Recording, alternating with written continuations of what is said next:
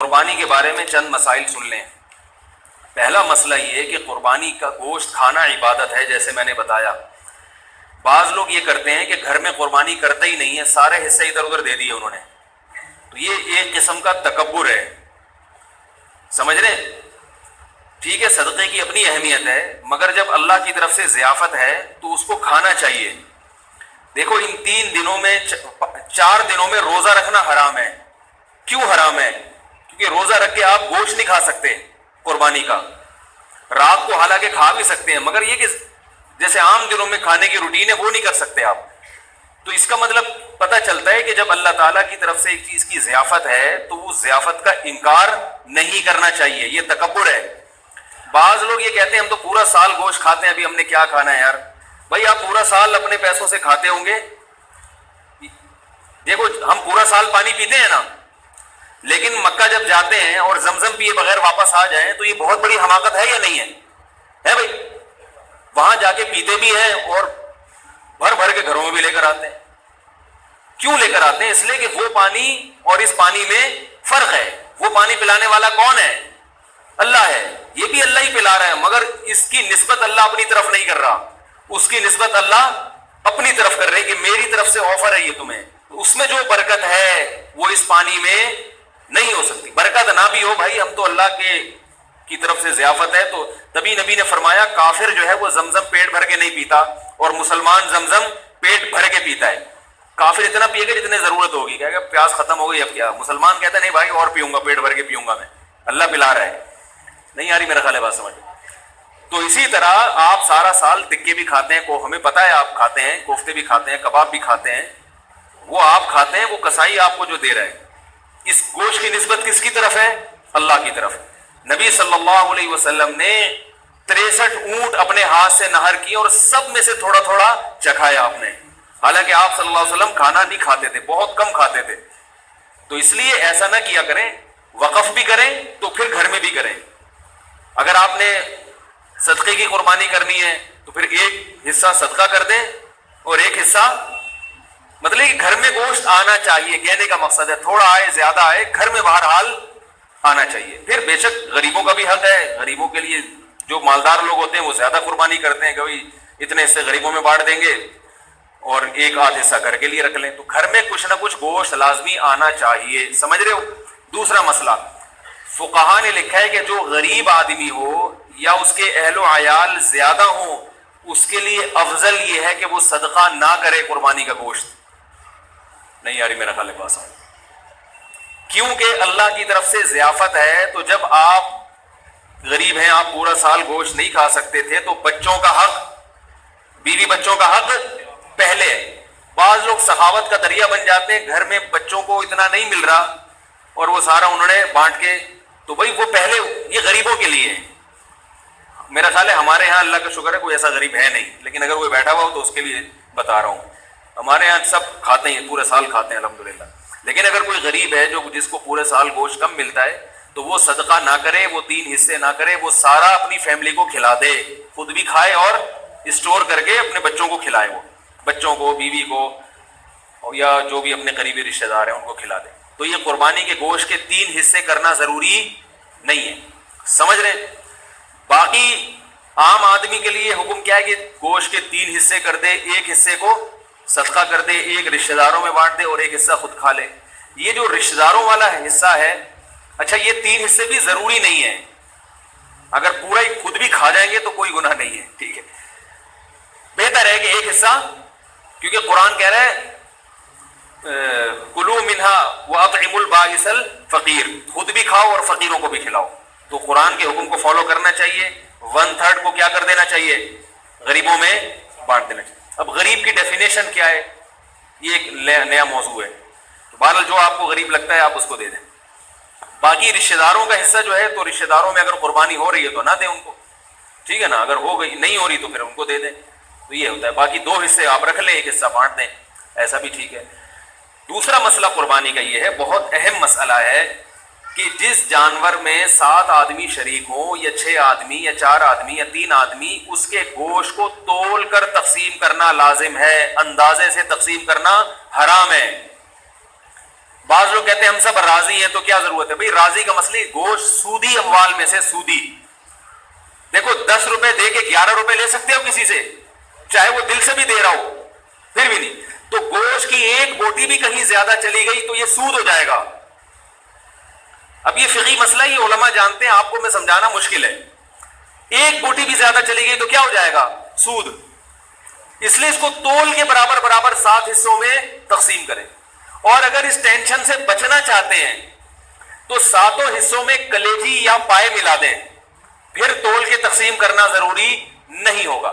جیسے 10 روپے دے کے 11 روپے دینا تو حرام ہے نا، لیکن 10 روپے کے ساتھ ایک ٹافی رکھ لیں ہے بھائی، پھر 11 روپے لے سکتے ہیں. یعنی وہ نوٹ کے علاوہ کوئی جنس آ جائے. یہ میں اس لیے اتنی تفصیل بتا، لوگ کہتے ہیں پتہ نہیں مفتیوں نے کیا دین کو بنایا ہوا ہے، یہ پائے ملا دو کلیجی ملا دو، اس تکلف کی کیا؟ بھائی سود سے بچنا ضروری ہے. تو اب جب آپ اس میں کلیجی ملا دیں گے تو کلیجی گوشت کی جنس سے ایک الگ چیز ہے. تو اگر ادھر گوشت زیادہ آئے گا تو وہ کلیجی کے مقابلے میں ہوگا، ادھر کلیجی زیادہ آئے گی تو وہ گوشت کے مقابلے. جنس تبدیل ہونے سے سود کے مسائل پھر وہ پیش نہیں آتے. تو کلیجی ملا دیں. تو جب کلیجی تقسیم شروع میں ہوگی تو کلیجی لوگ پہلے 7 حصوں میں ڈیوائڈ کر لیتے ہیں، ٹھیک ہے؟ تو اس میں سے کچھ کلیجی نکال لیں اور کلیجی 7 حصوں میں ڈیوائڈ کر کے تھوڑا سا اس میں گوشت ملا دیں. کلیجی میں گوشت مل جائے گا اور گوشت میں کلیجی. وہ ایک ہیروئن چی بیٹھا ہوتا نا پائپ کے منہ میں، پائپ ہوتے ہیں نا برساتی نالے، اس کے اندر ہیروئن چی بیٹھ کے ہیروئن پی رہا تھا، کہہ رہا ہے میں پائپ کے منہ میں ہوں اور میرے منہ میں پائپ ہے. اس کو بڑا انجوائے کر رہا تھا اس سے وہ. تو آپ جب کلیجی میں گوشت ملائیں گے اور گوشت میں کلیجی ملائیں گے تو اس کو کیا کریں گے؟ آپ انجوائے کریں گے، ٹھیک ہے؟ تو شروع میں کلیجی کے 7 حصے کریں اور اس میں تھوڑی سی کلیجی نکال لیں، باقی کے 7 حصے کر کے اس میں ایک 2 بوٹی ملا دیں. تو کلیجی بھی تقسیم کرنا آپ کے لیے جائز ہو جائے گا، ورنہ کلیجی بھی تول کے کرنی پڑے گی. اور آخر میں جب گوشت ہو تو اس میں تھوڑی تھوڑی کلیجی ملا دیں. یہ سودی مسائل سے بچنے کے لیے. سمجھ گئے کہ نہیں سمجھ گئے؟ یہ ہو گیا. پائے کو پھر جیسے چاہیں تقسیم کریں. دوسرا مسئلہ ہے قصائیوں سے متعلق. قصائی لوگ کیا کرتے ہیں کہ جانور کو کاٹتے ہیں تو کاٹتے چلے جاتے ہیں. شریعت میں حکم ہے 4 رگیں کاٹنے کے بعد جانور چھوڑ دو، اس کو تڑپنے دو. سمجھ رہے ہو؟ تڑپنے دو. اس تڑپنے سے فائدہ یہ ہوتا ہے اس کا جتنا بلڈ ہے وہ نکل جاتا ہے. ذبح کرنے میں ایک بہت بڑی حکمت کیا ہے کہ اس کا خون، سارا خون گندی اور ناپاک چیز ہے، وہ باڈی سے کیا ہو جاتی ہے، اس میں بیماریاں بھی ہوتی ہیں. یہ جو جانور میں کوئی بیماری ہو نا تو اس کے خون میں ہوتی ہے، خون کا نکلنا ضروری ہے، گوشت صاف ہو جاتا ہے اس سے. اب قصائی لوگ کیا کرتے ہیں کہ انہوں نے چونکہ اس دن میں نے بتایا نا تو سلام کا جواب نہیں دیتے اس دن، عید کے دن یہ اتنے بزی. یہ کیا کرتے ہیں، جانور ذبح کرنے کے بعد اس کے گلے میں چھری مارتے ہیں، اس کی یہ جو پیچھے اعصابی رگ ہے اس کو کاٹ دیتے ہیں. اس سے جانور کو تکلیف بھی زیادہ ہوتی ہے اور ٹھنڈا بھی جلدی ہو جاتا ہے. اس لیے میں کہتا ہوں کہ جس کھونٹے سے جانور باندھا ہوا تھا وہ کھونٹا ابھی خالی ہے، تھوڑی دیر کے لیے اس کھونٹے سے کس کو باندھ دیں؟ قصائی کو باندھ دیں. کیونکہ قصائی کنٹرول میں نہیں آتا، اس کو آپ 100 دفعہ بھی کہیں بھائی نہیں کاٹو وہ پھر بھی کاٹتا ہے، وہ پھر بھی چھرا مارتا. اس سے جانور حرام نہیں ہوتا، لیکن ایک جو ایک حکمت ہے، ذبح کا ایک شرعی طریقہ ہے، اس طریقے پر تو عمل نہیں ہوا نا. جانور تو حلال ہی رہتا ہے لیکن ایک کراہت آتی ہے، کراہت مکروہ عمل ہے یہ. اس لیے قصائی کو پہلے گائے پہ جتنے آدمی تھے نا اس سے زیادہ آدمی قصائی پہ چھوڑ دیں. آپ اس کو بولے اس کو تڑپنے دو اور اس وقت تک وہ 8 آدمی کس کو پکڑ کے رکھیں گے؟ قصائی کو پکڑ کے رکھیں، کیونکہ وہ بھاگے گا، وہ آئے گا بولے گا نہیں نہیں میں کاٹن. اس کو پکڑیں آپ یا کھونٹے سے باندھ دیں. باقی جب جانور ٹھنڈا ہو جائے تو پھر کہ اب تمہارا کام شروع ہے. سمجھ گئے یہاں تک؟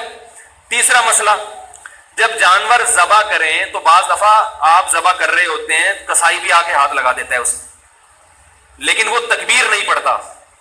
جب 2 آدمی مل کے گلا کاٹیں گے تو دونوں کے لیے تکبیر پڑھنا ضروری ہے. اگر ایک نے بھی چھوڑ دی تو جانور مکمل حرام ہو جائے گا، اس کا گوشت کسی کے لیے بھی حلال نہیں ہوگا.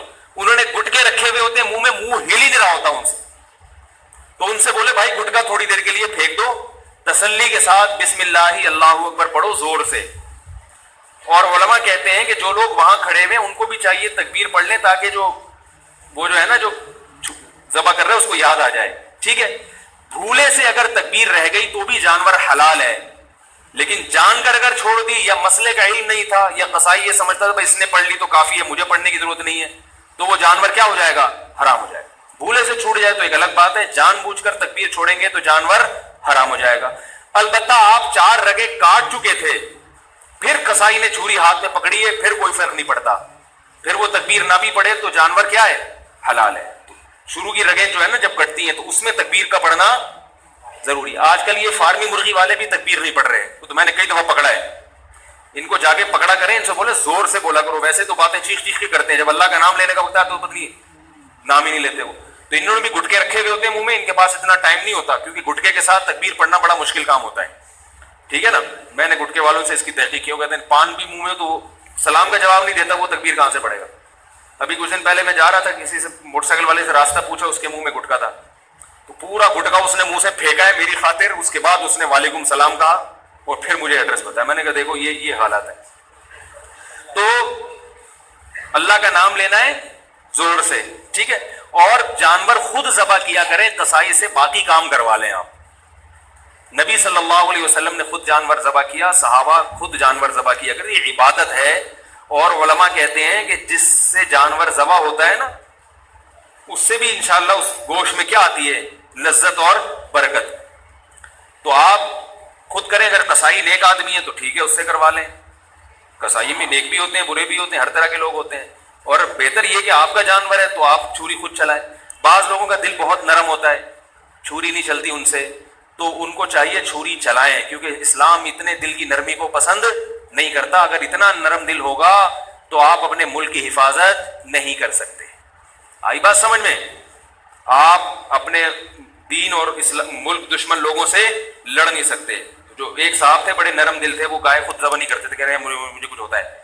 جب انہوں نے پڑھا نا کہ اسلام میں ایسا حکم ہے تو پھر وہ خود ذبح کرنے لگے۔ انہوں نے کہا یار تھوڑا دل مضبوط کرنا ضروری ہے، ٹھیک ہے۔ اور عورت بھی ذبح کر سکتی ہے، جو خواتین ہیں اگر وہ گھر میں قربانی کر رہی ہیں تو وہ خود ذبح کریں، جس کا حصہ ہے وہ خود ذبح کرے، یہ زیادہ بہتر ہے، سمجھ رہے ہیں؟ باقی خواتین جب وہ ذبح کریں نا تو فوراً چھری کے چھپا کے رکھ دیں، ورنہ کسی وقت آپ بھی ذبح ہو سکتے ہیں، کیونکہ جب ایک دفعہ ان کا ہاتھ چل جائے نا، ان کو اچھا ہم تو یہ بھی کر سکتے ہیں، ابھی تک تو ان کو یہ ہے کہ ہم تو گلا کاٹ ہی نہیں سکتے کسی کا، تو اس لیے وہ چھری فوراً چھپا کے رکھتے ہیں، سمجھ رہے ہو؟ تو یہ ہو گیا قربانی کا ایک مسئلہ۔ جو جانا چاہیں بھائی جا سکتے ہیں، میری طرف سے اجازت ہے، میں نے نہیں بٹھایا۔ نماز صبح 7 بجے ہوگی، ٹھیک 7 بجے بھی نماز جنازہ یہ ہم کرتے ہیں تاکہ جو ہے نا۔ اچھا دوسرا مسئلہ جلدی میں بیان کر دوں تو یہ مسئلہ ہو گیا، گوشت تقسیم کرنے کا مسئلہ ہو گیا اور قصائی کا مسئلہ ہو گیا۔ 6 بھی برابر ہو سکتے ہیں، لوگ 6 آدمی جان گائے میں شریک ہے تو وہ 7واں تلاش کر رہے ہیں، بھائی کوئی بات نہیں، 6 برابر حصوں میں ڈیوائڈ کر دو اس کو۔ 5 آدمی ہیں تو 5 برابر حصوں میں ڈیوائڈ کر دو، 4 ہے تو 4، 1/4 ایک کا، 1/4 دوسرے کا، 1/4 تیسرے کا، 1/4 چوتھے کا۔ 2 ہے تو 2 آدھی گائے ایک کی، آدھی ایک صاحب نے مجھے کہا کہ ہم 2 بھائی ہیں، گائے لی ہم نے تو 3 حصے میرے ہیں، 3 اس کے ہیں، ایک کسی کا نہیں مل رہا، تو میں نے کہا بھائی آدھی آپ لے لو آدھی اس کی۔ انہوں نے کہا اچھا پھر ہم 6 حصے کرتے ہیں، 3 میں لے لیتا ہوں 3 وہ لے لیتے ہیں۔ میں نے کہا اتنی ٹینشن کی کیا ضرورت ہے 6 حصے کرنے کو، اللہ کے بندے سیدھا 2 حصے کیوں نہیں کرتے؟ آدھی ایک کی ہو گئی، آدھی دوسرے کی ہو گئی۔ اب آدھی میں یہ نہیں کہ پچھلا والا پورشن اس کا اگلا، ایسا نہیں، آدھی کا مطلب پوری میں جو آدھی۔ تو اس طرح سے یہ چند موٹے مسائل تھے، کیونکہ جنازہ تیار ہے، اس میں تاخیر، ویسے تو اتنی بھی تاخیر جنازے میں نہیں ہونی چاہیے، لیکن یہ مسائل بہت اہم ہیں اور یہ جو لوگ بیٹھے ہوئے ہیں تو بہت سارے اس میں پھر غائب ہو جائیں گے، اس لیے میں نے یہ مسئلہ بیان کر دیا۔ کوئی اور مسئلہ پوچھنا ہو تو پھر میری کال ٹائمنگ 5 سے 5:30 ہے، اور جامعۃ الرشید میں JTR میڈیا ہاؤس کے نام سے 8 سے 7:45 بجے لائیو مسائل کا سیشن چلتا ہے، اس میں بھی رابطہ کر سکتے ہیں۔ سبحانک اللہم و بحمدک، نشہد ان لا الہ الا انت، نستغفرک ونتوب الیک۔